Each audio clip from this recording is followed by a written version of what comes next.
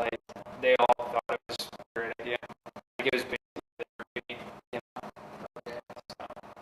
Uh, I want to understand because what was kind of the relationship with the Iraqis? I mentioned that was fairly difficult.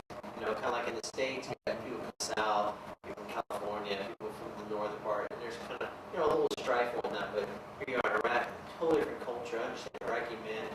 I guess since there's not a lot of women around, they're a bit more sensitive. Yeah. And they like to get up close. They don't even personal space. Yeah. How do you deal with that? I dealt with it on it. Like everybody dealt with it.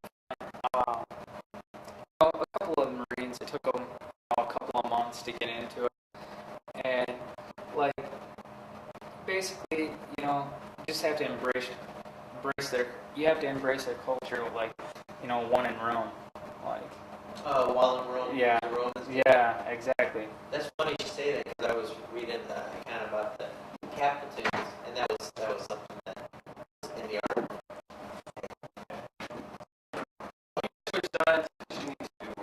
No.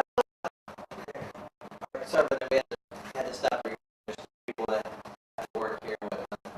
But you were saying that while in Rome, do as Romans do, you had to work for the Iraqis. Yes, like exactly. Like that's the approach you had to have. Like this is how these people live. Like they didn't mean any harm by it. They didn't mean to offend anybody. And like our whole presentation team, like we sat down before we even left and said, "Hey, this is how these people are going to act. You shouldn't get offended if they kiss you on your cheek or on your neck even.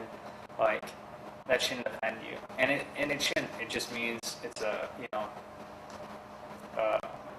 like just a sincere gesture, like Being culturally sensitive. yeah, like yeah, sure. It's a little weird when a guy like comes up and kisses you. You're just like, all right, but Well,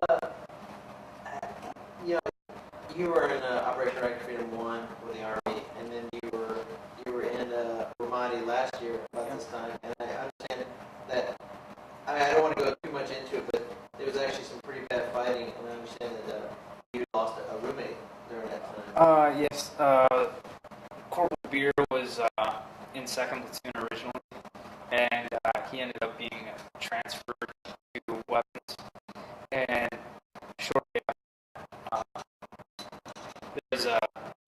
they had ran over IED, disabled one of the 7 tons. They started setting up security. Was this December? This was on December 7th? Yes, that's correct. Okay.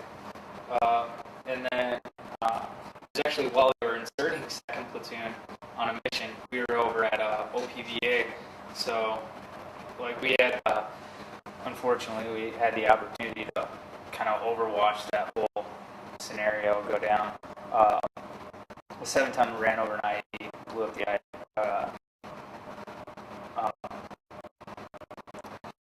It was a mobility kill, basically. Like, the 7-ton couldn't go anywhere. I can't remember what was wrong with the 7-ton. I think it was one of the tires. A few of the tires were totally blown off.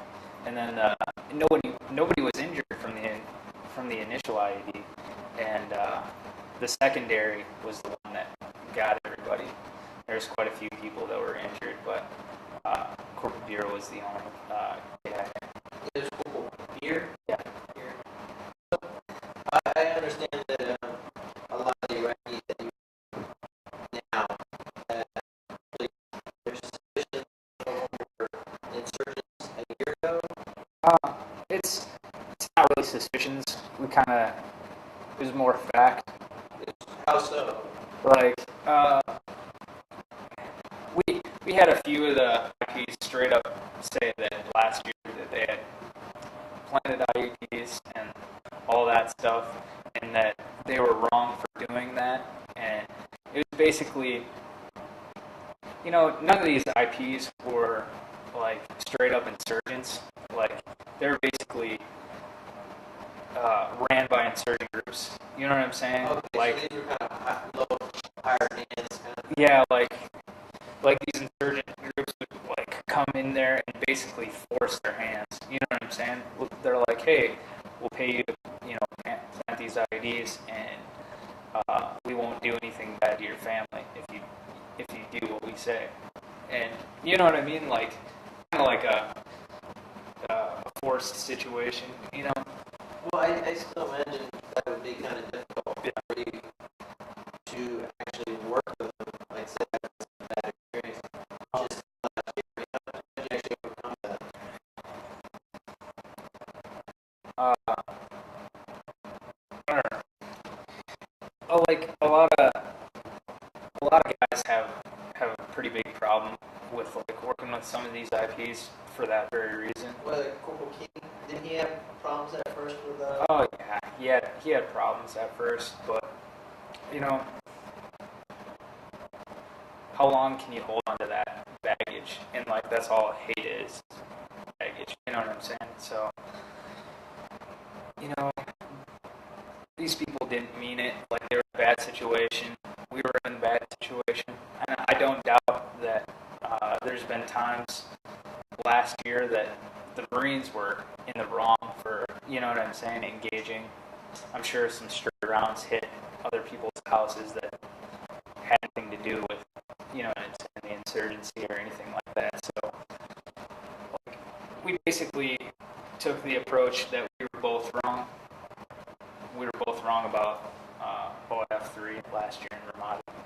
So once people like got past that, it was pretty easy. It wasn't that big of a deal, to be honest with you. Really, I just because I know people were in the war. They have not got a lot of that. I was wondering why it's different now for you. And like you said Corporal King at first there was reluctance to work with the Iraqis, but in the end he kind of came around. Oh yeah, like King had probably more friends than I did at the station. Like you'd make friends. Like any small gesture to them, it'll go a long way. Like say if a guy needed a pen or something, and I like pulled it out of my pocket and gave it to him. Like that guy's your friend for like the whole deployment, pretty much. You know what I mean? Stuff like that.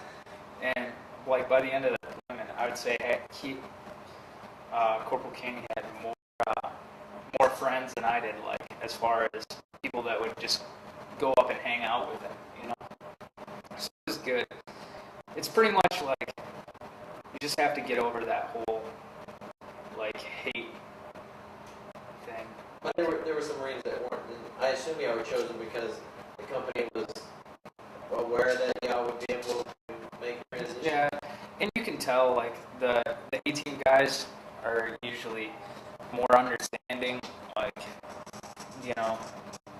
more of like my type of personality, like type of people that are easygoing. Like basically, you just have to get past it all. We were seriously last year. We were both in the wrong, so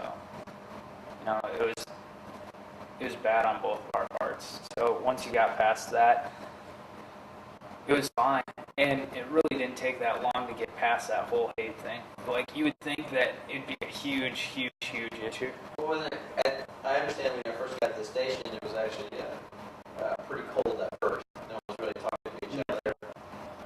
How did y'all get over that? I mean, who initiated that? Was it Iraqis or A-teams or? It was actually, I would say, more the Iraqis that, like the first three days we were there, they had huge meals for us, and all of us sat down and ate with them, and